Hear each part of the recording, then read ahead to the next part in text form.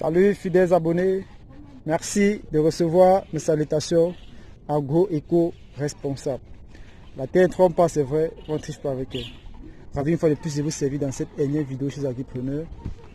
Nous allons parler de cette plante que beaucoup connaissent peut-être comme néfaste.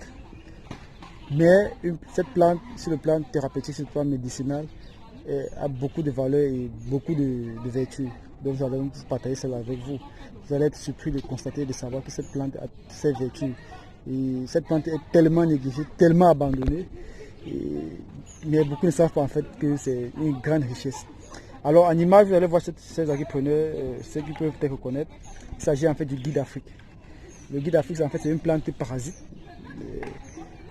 Elle vit à travers d'autres plantes, elle n'a pas de racines, elle s'agrippe sur d'autres plantes et puis ses réserves nutritives là-bas.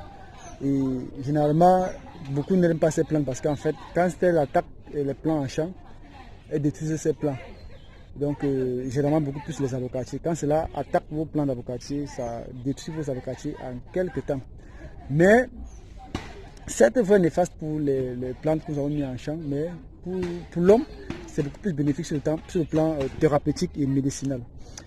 Je me suis beaucoup plus intéressé à cette plante parce que j'ai reçu au moins 5 appels de l'extérieur demandant à ce que je puisse mettre à la disposition cette plante ici.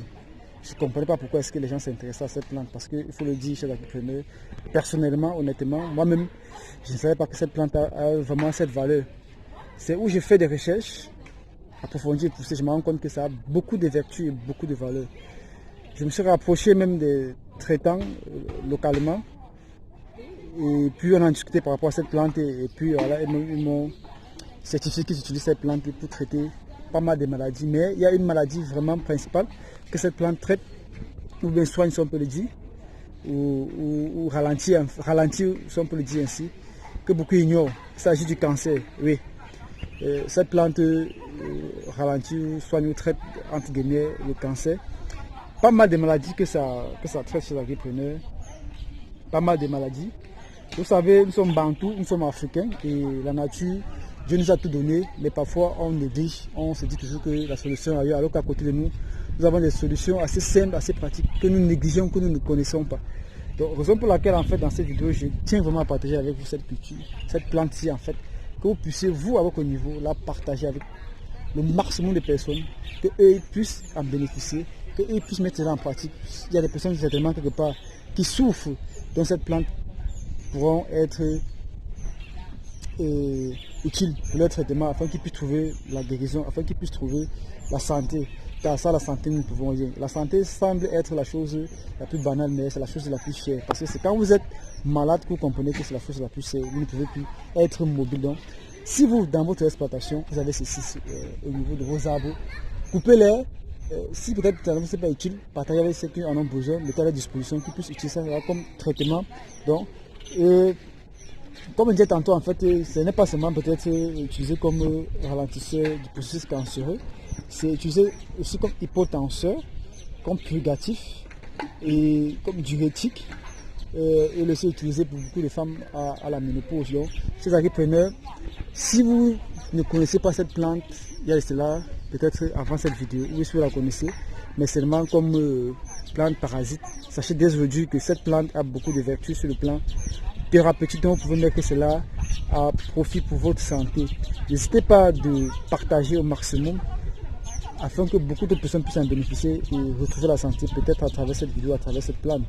Car cette plante a beaucoup d'importance économique, je vous assure, beaucoup d'importance économique. Donc, et moi qui vous parle personnellement, je fournis cette plante à pas mal de personnes en Europe.